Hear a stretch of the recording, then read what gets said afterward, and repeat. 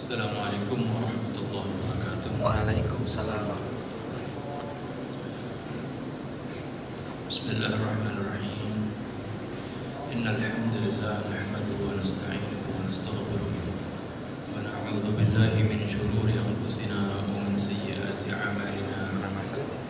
May yahdihillahu fala mudilla lahu wa may yudlilhu fala hadiya lahu.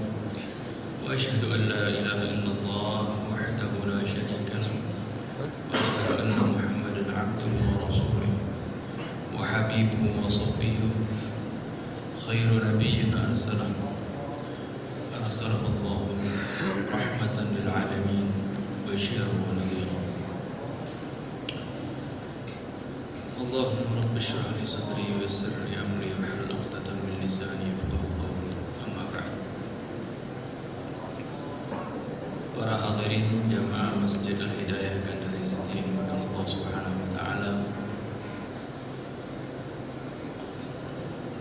kita masih melanjutkan kajian kita mengenai Islam sebagai rahmatan lil alamin, Islam sebagai rahmat bagi seluruh alam.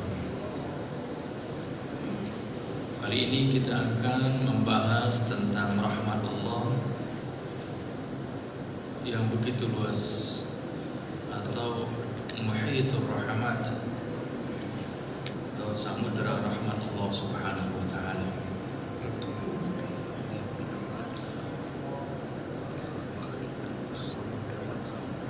Rahmat Allah Subhanahu wa Ta'ala meliputi segala sesuatu, seperti firman-Nya, wa rahmati wasi'at kulla syai'. Rahmatku meliputi segala sesuatu.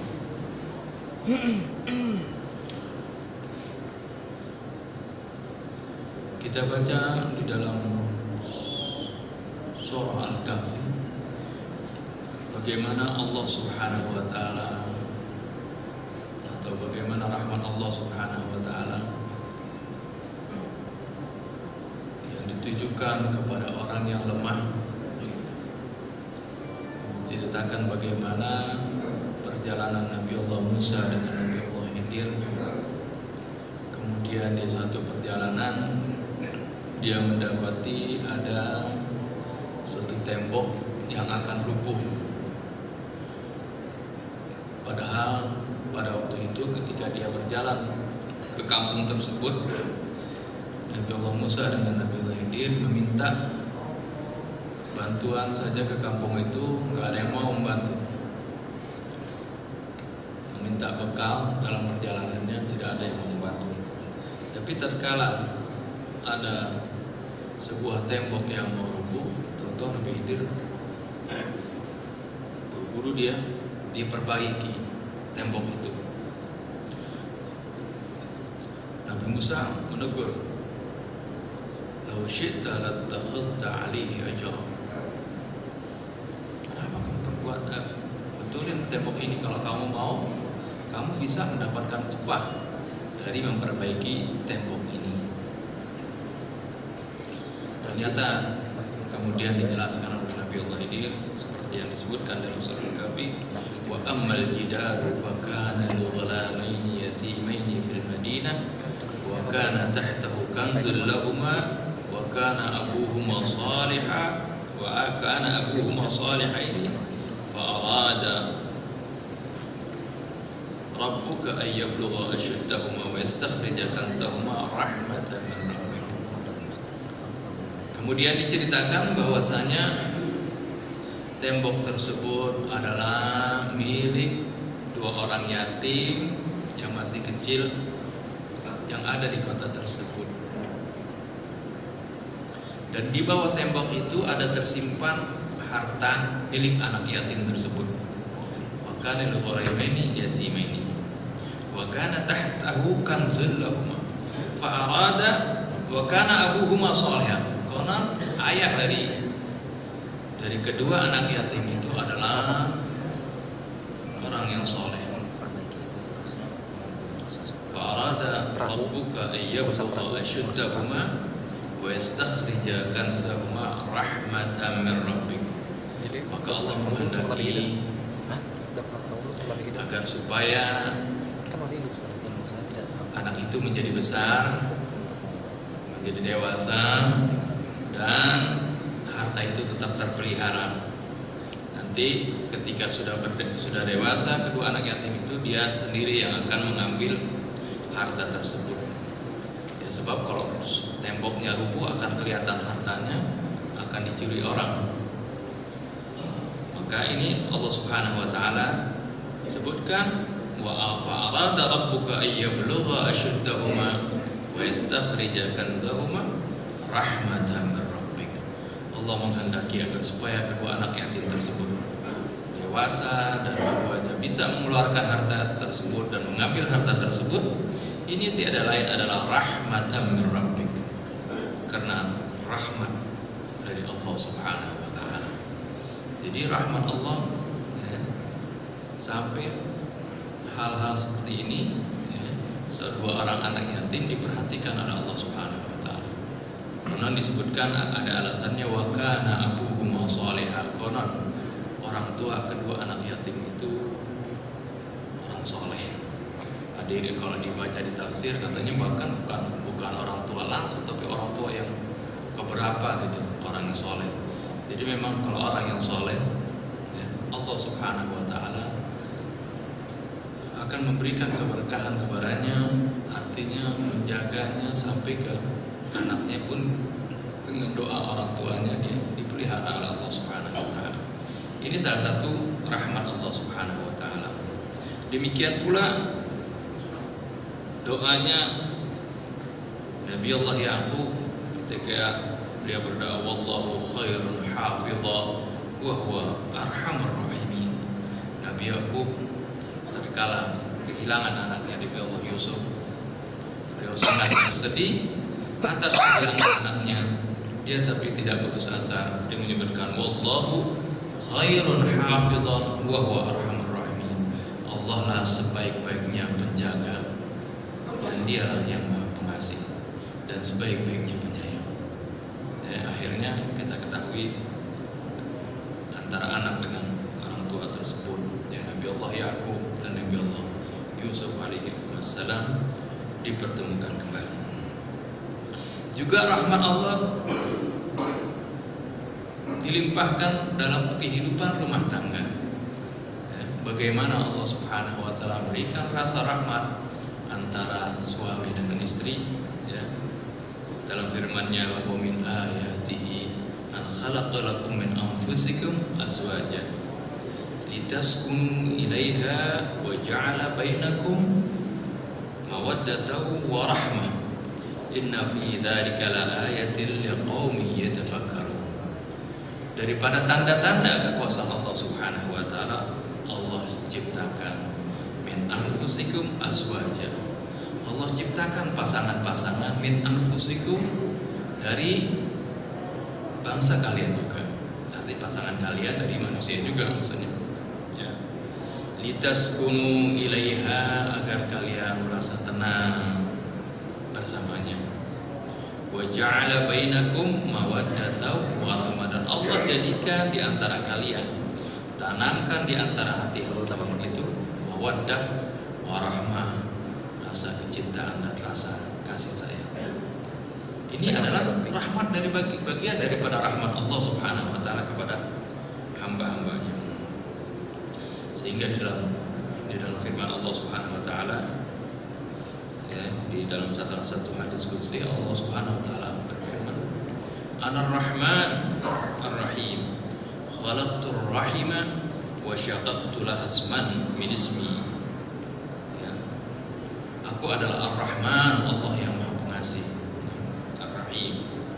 Khalaqtur rahim, aku ciptakan hubungan silaturahim. Jadi salah satu juga dari ayat-ayat tanda-tanda kekuasaan Allah, dengan rahmatnya kita dihubungkan antara satu kerabat dengan kerabat yang lain dengan adanya hubungan silaturahim yang diperintahkan kita untuk selalu menyambung silaturahim itu. Allah katakan, faman wasalaha wasaltuhu, barang siapa yang menyambung hubungan silaturahmi di antara kerabat, di antara saudara, wasaltu, aku akan sambung dia dengan, arti rahmat Allah akan tersambung dengan orang tua. Wa man qata'ahu, barang siapa yang memutuskan hubungan silaturahmi, qata'tu, aku putuskan hubunganku dengannya. Artinya aku putuskan rahmatku kepadanya. Ini adalah merupakan bagian daripada rahmat Allah Subhanahu wa taala yang mana meliputi segala sesuatu. Juga rahmat Allah Subhanahu wa taala bagaimana ditanamkan kepada al-walidain, kedua orang tua kita. Ya.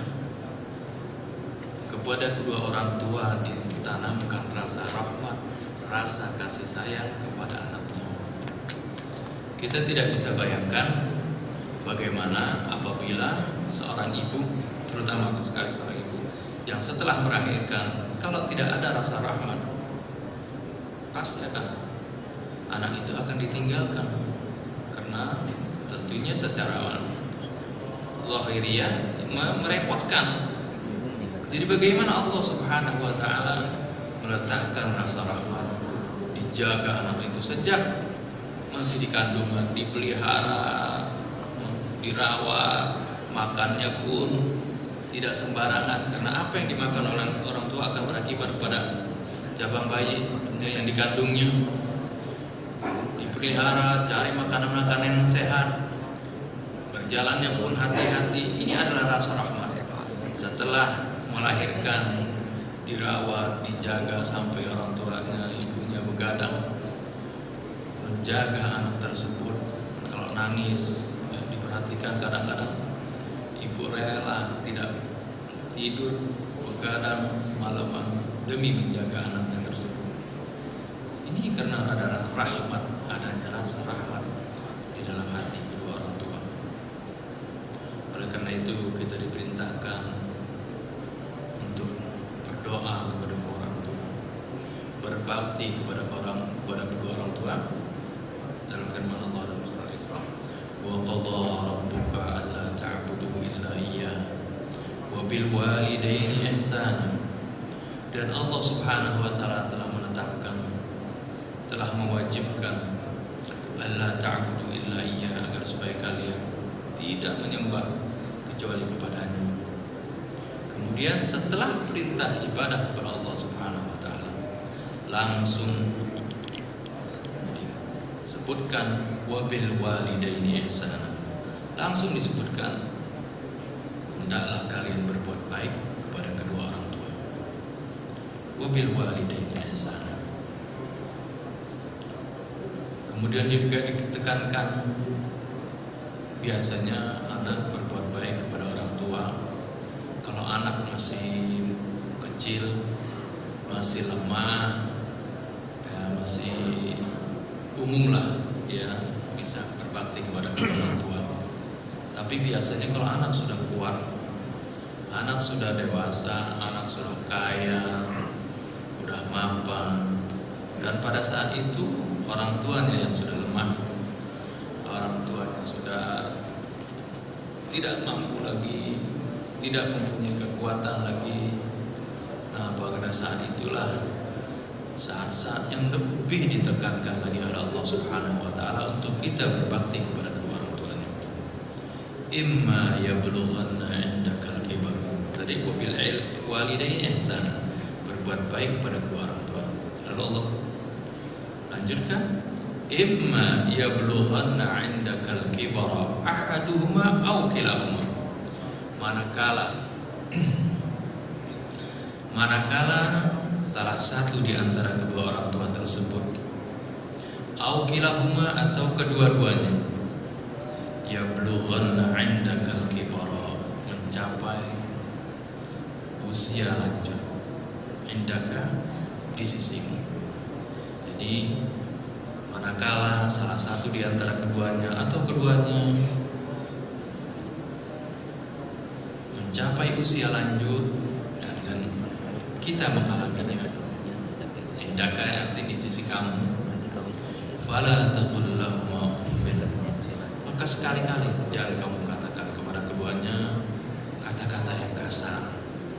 Uff itu kata-kata biasanya menghardik, biasanya kalau orang tua, kalau orang sudah tua, terkadang perilakunya kembali seperti anak-anak.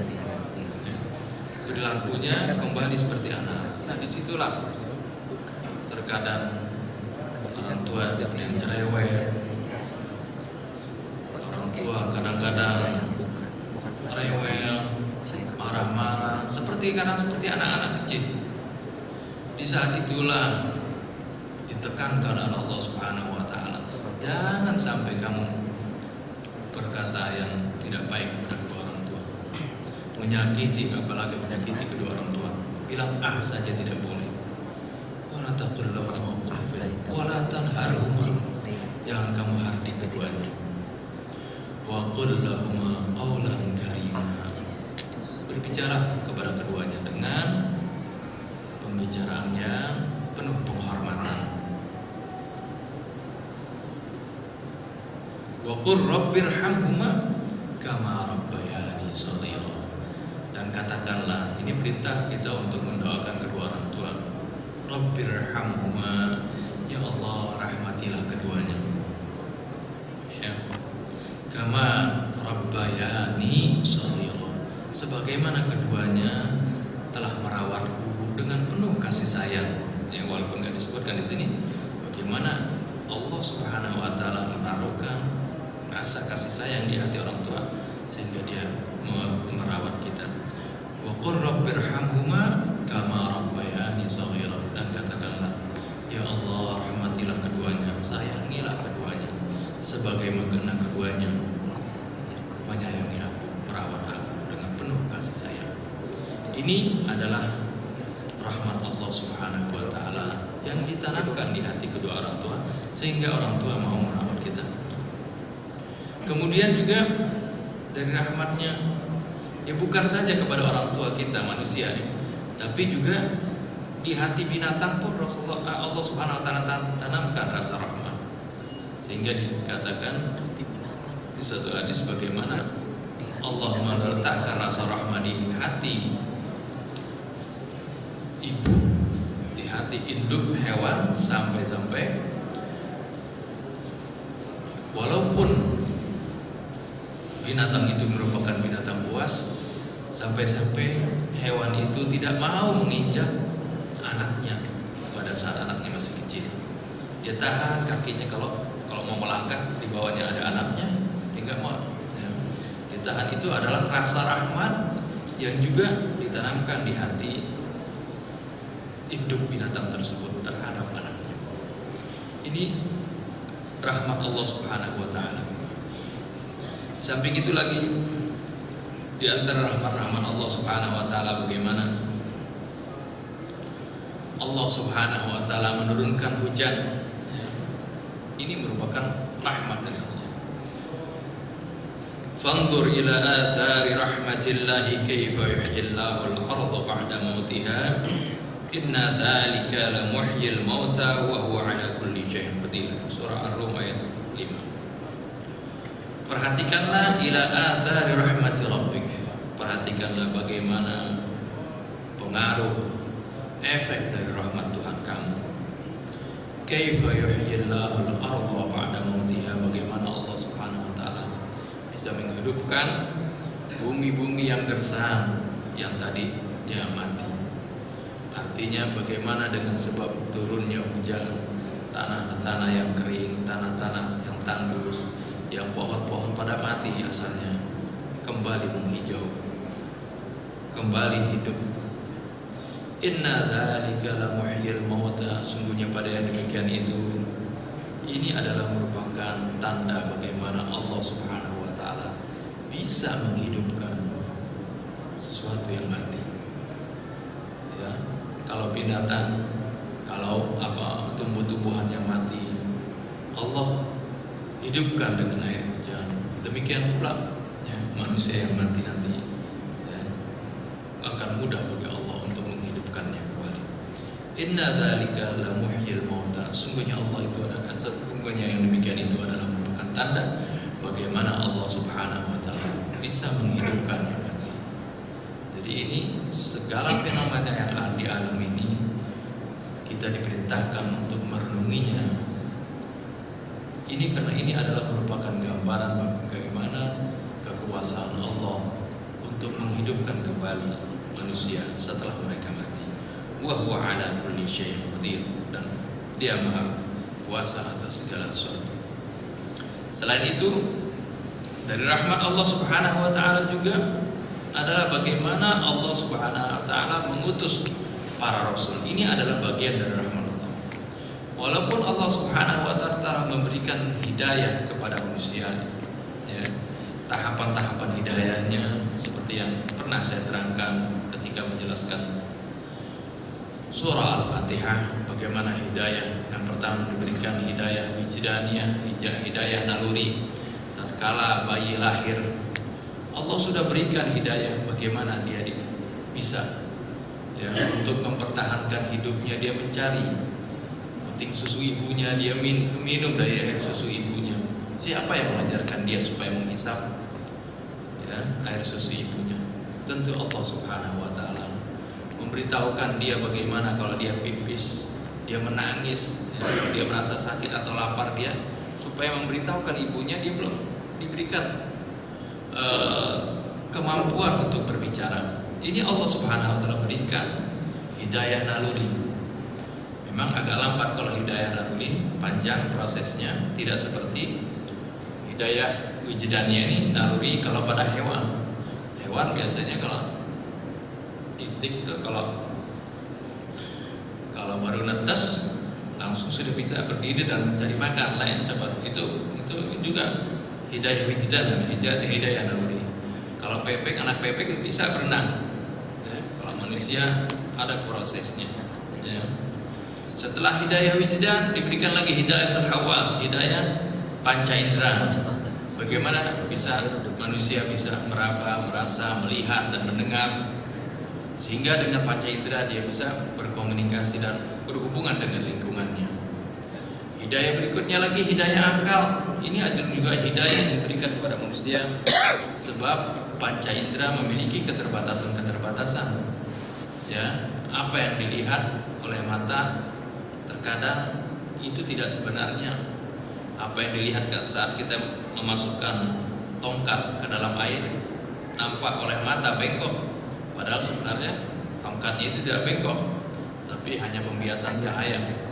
Kita melihat bintang-bintang, oh kayaknya kecil bintang itu dibandingkan bulan.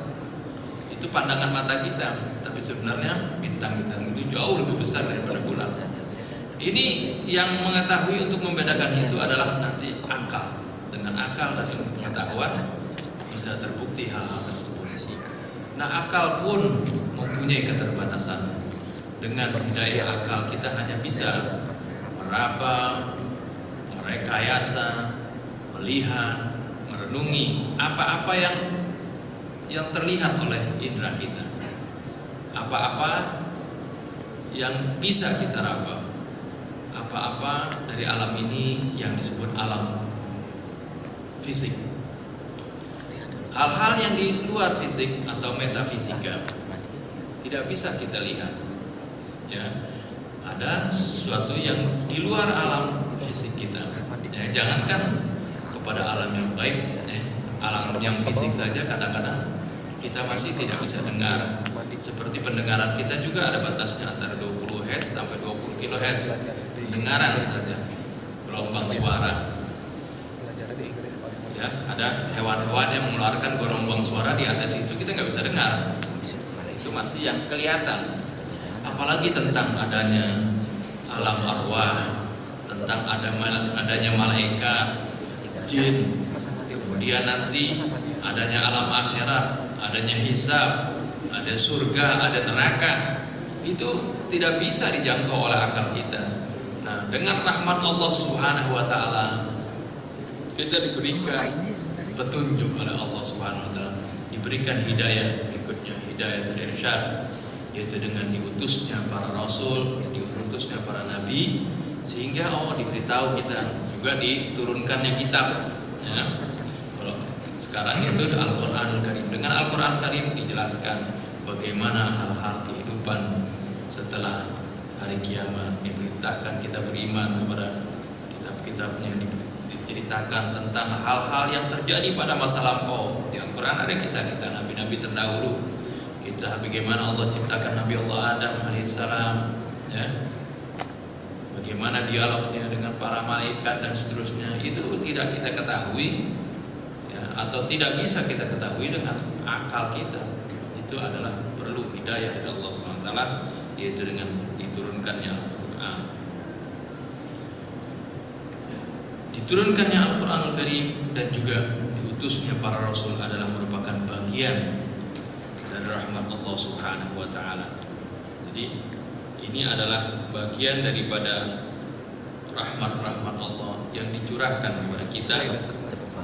Allah Subhanahu wa Ta'ala menyebutkan dalam firman-Nya dalam surah Az-Zukhruf, wa qalu laula nuzila hadzal qur'anu ala rajulin minal qaryatayn 'azim ahum yaqsimuna rahmat rabbika nahnu qasamna bainahum ma'isyatahum. Orang-orang kufar Quraisy pada saat diturunkan Al-Quran kepada mereka, mereka protes. Mereka mengatakan, kenapa sih Al-Quran tidak diturunkan kepada salah seorang di antara pembesar dua kota ini, yaitu kota Mekah dan kota Taif. Mereka menginginkan kalau Al-Quran itu diturunkan kepada pemimpin Quraisy, misalnya pemimpin Mekah atau pemimpin kota Taif. Laula nuzila hadzal Qur'anu ala rajulin minal qaryatayn 'azim. Kenapa sih Al-Quran ini kok tidak diturunkan kepada dua orang pemimpin dari dua kota besar pada waktu itu? Itu maksudnya waktu di Mekah itu kota besarnya adalah kota Taif dan kota Mekah. Allah katakan, ahum yaqsimuna rahmat rabbik nahnu qasamna bainahum ma'isyatahum. Apakah mereka yang membagi-bagikan rahmatnya Tuhan kamu? Ini memberikan tugas kerasulan adalah hak dan wewenang Allah Subhanahu wa Ta'ala, ya, bukan daripada hak manusia yang minta pilih-pilih, ya. Jadi ini adalah ketentuan Allah, dan ini adalah merupakan menunjukkan bahwasanya diturunkannya, diutusnya Nabi Muhammad SAW juga itu bagian dari rahmat Allah Subhanahu wa Ta'ala. Sehingga Rasulullah SAW menyebutkan, ana rahmatul muhdan, aku adalah rahmat yang dihadiahkan kepada kalian. Jadi Rasulullah SAW diutus kepada kita merupakan rahmat, dan ini bagaikan rahmat yang dihadiahkan kepada kita. Di dalam ayat Quran juga kan kita disebutkan, wa ma arsalnaka illa rahmatan lil alamin, dan kami tidak mengutus engkau ya Muhammad melainkan sebagai rahmat bagi seluruh alam. Inilah bagian-bagian dari rahmat Allah Subhanahu wa Ta'ala. Dan nanti besok insyaallah, ya, bagaimana rahmatnya Rasulullah SAW. Jadi ini adalah rahmat Allah. Nanti bagaimana rahmatnya Rasulullah SAW. Rahmatnya Rasulullah SAW, ya, kepada umatnya. Kemudian rahmatnya Rasulullah SAW kepada keluarganya, istri-istrinya misalnya. Rahmatnya Rasulullah SAW kepada musuhnya sekalipun, ya, rahmatnya Rasulullah. Kemudian bagaimana rahmatnya Rasulullah SAW terhadap lingkungan, ya, sampai kepada apakah itu hewan-hewan ataupun kepada lingkungan, ya, benda-benda mati di sekelilingnya. Ya, nanti insya Allah akan kita jelaskan satu persatu rahmatnya Rasulullah SAW. Ini yang sebelumnya adalah menjelaskan bagaimana rahmatnya Allah Subhanahu wa Ta'ala, ya. Jadi agar supaya kita mengetahui bagaimanakah gambaran dari dinul Islam tersebut, ya. Apakah dinul Islam ini agama Islam, agama teror, agama yang menyeramkan, ya, agama yang menakutkan, atau agama yang rahmah? Kita lihat contohnya dari firman-firman Allah Subhanahu wa Ta'ala dan juga dari teladan Nabi kita Muhammad SAW. Insya Allah kita akan sampai pada pertemuan besok dan selanjutnya. Wallahu a'lam. Sampai di sini mudah-mudahan bermanfaat. Billahi taufiq wal hidayah. Assalamualaikum warahmatullahi wabarakatuh. Waalaikumsalam.